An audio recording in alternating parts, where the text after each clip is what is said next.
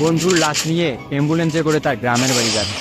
সময় কাটানোর জন্য ফোনটা বের করলাম, ঠিক সেই মুহূর্তেই মোবাইলে একটা মেসেজ আসে। আমার সামনেই আমার প্রিয় বন্ধুটি কফিনের মধ্যে লাশ হয়ে পড়ে আছে। মেসেজ করেছে আমার সেই মৃত ফ্রেন্ডের গার্লফ্রেন্ড অবন্তী।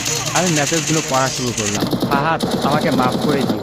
আমি যেই বাবার চোখের দিকে তাকিয়ে কখনো কথা বলতে পারিনি, সেই বাবা যখন অসহায়ের মতো আমার সামনে তুলে হাত জোড়ে কান্না শুরু করতে লাগলো, তখন সেই বাবার ভালোবাসার কাছে আমাদের ভালোবাসা হার মেনে নেই। তাই আজ 11 দিন ধরে আমি অন্য মানুষের স্ত্রী। তোমাকে কথা দিয়েছিলাম জীবনের শেষ সময় পর্যন্ত তোমার সঙ্গে থাকবো। আমার সব সময় ভয় হতো যে তুমি আমাকে কষ্ট দেবে, হয়তো আমাকে ছেড়ে অন্য কাউকে বিয়ে করবে। অথচ দেখো, আমি তোমাকে কষ্ট দিলাম, আমি তোমাকে রেখে অন্য পুরুষকে বিয়ে করে ফেললাম। জীবনটা বড়ই অদ্ভুত, তাই না?